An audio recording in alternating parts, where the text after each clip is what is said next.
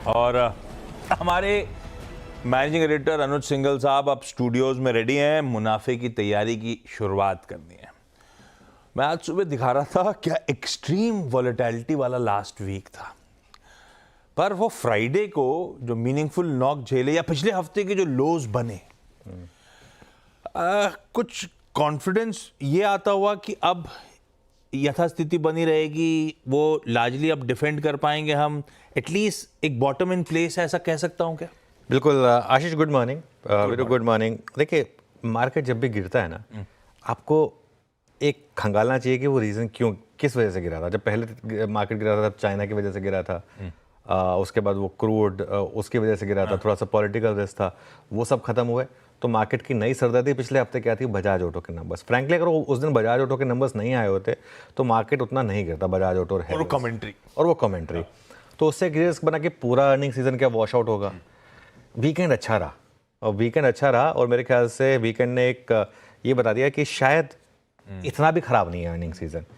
और एक और चीज़, फ्राइडे को मार्केट ने मुझे कुछ साइंस दिए हैं एक क्लासिकल डबल बॉटम फॉर्मेशन के। लेकिन मैं लगातार एक चीज़ कही थी कि मार्केट में हमेशा एक जो लो बनता है उसको एक बार रीटेस्ट आप ज़रूर करते हैं।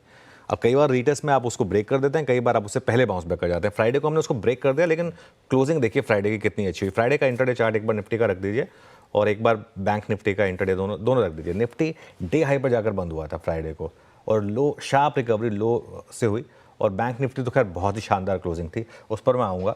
तो फ्राइडे को क्लासिकल डबल बॉटम के साइन, निफ्टी ने अक्टूबर लो को पहले तोड़ा, उसके बाद बाउंस बैक किया। और एक और चीज़ बताऊँ मैं, फ्राइडे को वीकली चार्ट पूरा हुआ। आई थिंक वीरू ने भी वो चार्ट देखा होगा। वीकली चार्ट में फ्राइडे का लो जो था वो पता क्या था? Exact 20 week exponential moving average. तो देखिए क्या होता है, मार्केट ने वीकली चार्ट पर भी शायद एक exact 20 week exponential moving average पर एक हॉल्ट लिया। ये भी एक बहुत बड़ा पॉजिटिव होगा कि उसके बाद जिस तरीके से ये बाउंस किया है वीकली चार्ट्स पर, वो बहुत इंटरेस्टिंग था। मैं नंबर बता दूँ आपको, निफ्टी का 20 वीक एक्सपोनेंशियल मूविंग एवरेज है 24569, फ्राइडे का लो था 24568, मतलब उससे ज़्यादा क्लोज हो नहीं सकता। ठीक है। और एक चीज़, मार्केट का जो सबसे बड़ा कंपोनेंट है वो क्या है? आपका बैंक निफ्टी। बैंक निफ्टी ने अक्टूबर लोज को नहीं रिविजिट किया, तोड़ा तो रिविजिट भी नहीं किया। अक्टूबर लो 50,200 था बैंक निफ्टी का, हम बाउंस बैक किए एग्जैक्ट 51,000 से, और वो 51,000 क्या था? फिर से वही आपका 100 डे एक्सपोनेंशियल मूविंग एवरेज, जहां पर बैंक निफ्टी ने हर बार सपोर्ट लिया है। एक और कंफर्मेशन मिला आपको बैंक निफ्टी का हायर बॉटम का। तो निफ्टी ने भले ही अक्टूबर लो तोड़ के बाउंस बैक किया, बैंक निफ्टी में कंफर्मेशन मिला हायर बॉटम का।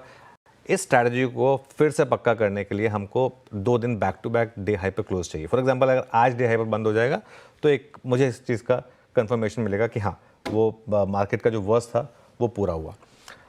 अब इंक्रीमेंटल चीज़ें देखिए, चाइना ने रिएक्ट करना बंद कर दिया है अपने खुद के पैकेजेस पर। चीन की मार्केट आज कितनी चली है? एक बार चीन का मार्केट दिखाएंगे क्या कर रहा है, क्योंकि पैकेज आया नया। पैकेज क्या मतलब, वो अभी तो खैर वो इंटरेस्ट रेट का डिसीजन ही आया है, लेकिन बाद में कोई ना कोई स्टिमुलस फैक्टर भी आएगा। लेकिन ये सब शायद में रेडी होना चाहिए इसके साथ। चीन की मार्केट देखिए क्या कर रही है इस समय, फ्लैट है, कुछ खास मूव है नहीं, 0.38%। तो अगर चाइना मार्केट ही नहीं रिएक्ट कर रही है तो फिर हम क्यों उतना उस पर रिएक्ट करें, है ना? ये इंपॉर्टेंट है चीज़।